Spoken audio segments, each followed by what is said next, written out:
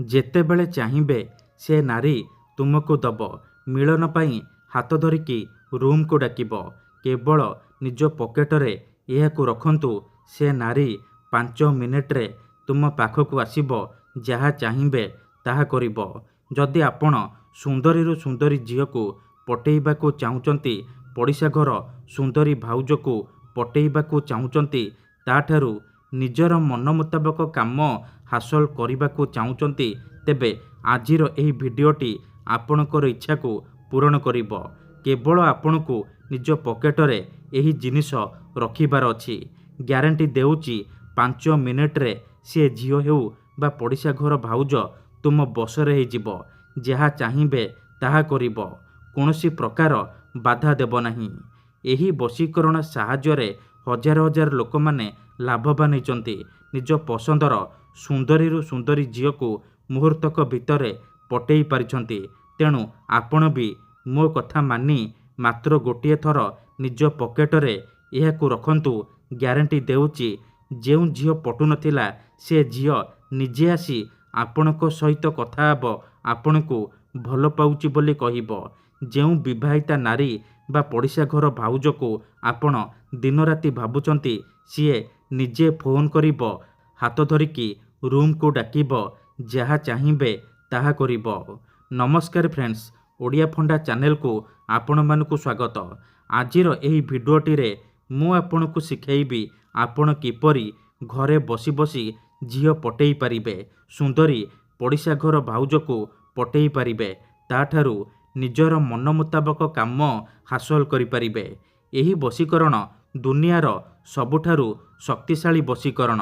ଯିଏ ବି ଏହାକୁ କରିଛି 100ରୁ 100% ସଫଳ ହେଇଛି। ବର୍ଷ ବର୍ଷ ଧରି ଭାଙ୍ଗି ଯାଇଥିବା ପୁରୁଣା ପ୍ରେମକୁ ଫେରାଇ ଆଣିପାରିଛି। ପଡ଼ିଶା ଘର ସୁନ୍ଦରୀ ଭାଉଜକୁ ପଟେଇ ପାରିଛି। ତାଠାରୁ କିଛି ବି କାମ ହାସଲ କରିପାରିଛି।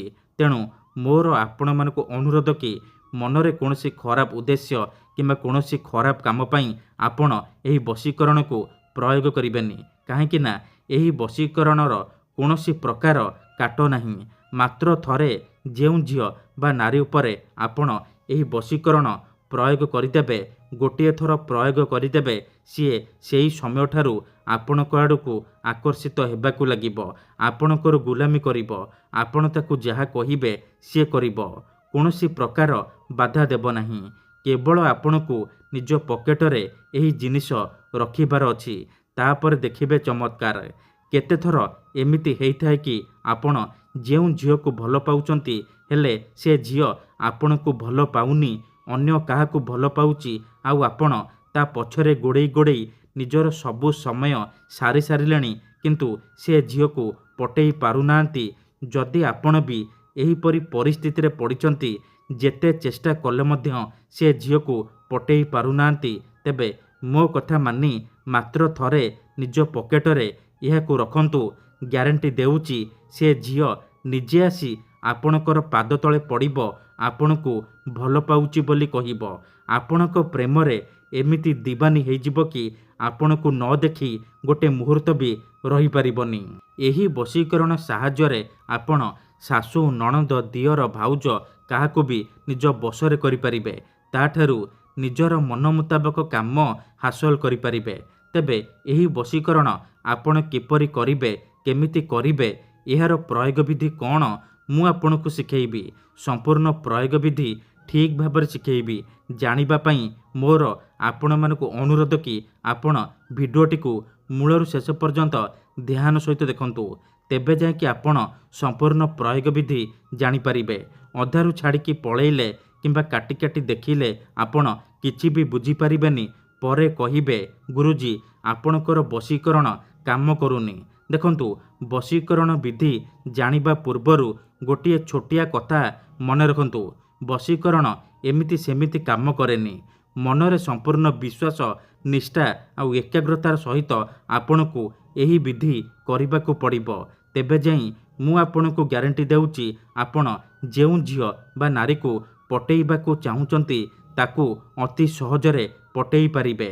ତାକୁ ନିଜ ପ୍ରେମରେ ଦିବାନୀ କରି ତାଠାରୁ କିଛି ବି କାମ ହାସଲ କରିପାରିବେ। ତେବେ ମନେ ରଖନ୍ତୁ, ଏହି ବଶୀକରଣ ବିଧିକୁ ଆପଣ କେଉଁ ବି ବାରରେ କରିପାରିବେ, କିନ୍ତୁ ଯେବେ ବି କରିବେ ରାତିରେ ଶୋଇବା ପୂର୍ବରୁ କରିବେ। ଠିକ୍ ଅଛି। ଏହି ବଶୀକରଣ କରିବା ପାଇଁ ଆପଣଙ୍କୁ କିଛି ସାମଗ୍ରୀ ଦରକାର, ଯେମିତିକି ଖଣ୍ଡେ କଳା କପଡ଼ା, 5ଟି କଳା ଗୋଲମରିଚ, ଖଣ୍ଡେ କାଗଜ ଆଉ କଳା ରଙ୍ଗର କଲମ। ଏତିକି ଜିନିଷ ଆଣିସାରିବା ପରେ କ'ଣ କରିବେ, ନିଜ ଘରେ କୌଣସି ଏକ ଜାଗାରେ ଚୁପଚାପ ବସି ପଡ଼ିବେ, ଯେଉଁଠାରେ ଆପଣଙ୍କୁ କେହି ଦେଖିବେନି କିମ୍ବା ଡାକିବେନି। ତାପରେ କ'ଣ କରିବେ, ଯେଉଁ କଳା କପଡ଼ା ଆଣିଛନ୍ତି ସେ କଳା କପଡ଼ାକୁ ନିଜ ସାମ୍ନାରେ ରଖିବେ। ତାପରେ ଯେଉଁ 5ଟି କଳା ଗୋଲମରିଚ ଆଣିଛନ୍ତି ସେ 5ଟି କଳା ଗୋଲମରିଚକୁ ଡାହାଣ ହାତରେ ମୁଠେଇକି ଧରିବେ, ଆଉ ଆଖି ବନ୍ଦ କରିକି ସେ ଝିଅ ବା ନାରୀକୁ ମନେ ମନେ ଭାବିବେ, ତାର ମୁହଁକୁ ନିଜ ମନରେ ଭାବିବେ। ତାପରେ କ'ଣ କରିବେ, 5 ଥର ସେ ଝିଅ ବା ନାରୀର ନାମ କହିବେ। ତାପରେ ମୁଠା ଖୋଲିବେ ଆଉ ସେ ମରିଚରେ ଗୋଟିଏ ଥର ଫୁଙ୍କିଦେବେ। ଏତିକି କରିସାରିବା ପରେ ଆପଣ କ'ଣ କରିବେ, ସେ 5ଟି ମରିଚକୁ କଳା କପଡ଼ା ଉପରେ ରଖିଦେବେ। ତାପରେ ଯେଉଁ କାଗଜ ଆଣିଛନ୍ତି ସେ କାଗଜରେ କଳା କଲମର ସାହାଯ୍ୟରେ ଗୋଟିଏ ମନ୍ତ୍ର ଲେଖିବେ। ମନ୍ତ୍ରଟି ଧ୍ୟାନ ସହିତ ଶୁଣନ୍ତୁ। ଓମ୍ କାମିଚ୍ଛାମୟୀ ଆମୁକଂ ସର୍ବମୋହି କରତି କରତି।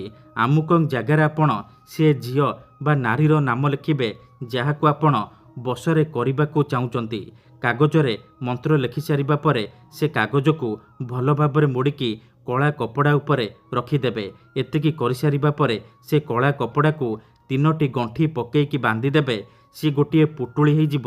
ସେ ପୁଟୁଳିକୁ ଆପଣ 3 ଘଣ୍ଟା ପାଇଁ ନିଜ ପାଖରେ ରଖିବେ, ନିଜ ପକେଟରେ ରଖିବେ। 3 ଘଣ୍ଟା ପରେ କ'ଣ କରିବେ, ସେ ପୁଟୁଳିକୁ ନେଇକି କୌଣସି ଏକ ବରଗଛ କିମ୍ବା ଓସ୍ତ ଗଛ ମୂଳରେ ରଖିଦେଇ ଚୁପଚାପ ଘରକୁ ଫେରି ଆସିବେ। ଗ୍ୟାରେଣ୍ଟି ଦେଉଛି, ଏତିକି କରିକି ଦେଖନ୍ତୁ, ଯେଉଁ ଝିଅ ବା ନାରୀ ପାଇଁ ଏହି ବଶୀକରଣ କରିଥିବେ ସିଏ ଆପଣଙ୍କ ବଶରେ ହେଇଯିବ। ଯାହା ଚାହିଁବେ ତାହା କରିବ। ଧନ୍ୟବାଦ।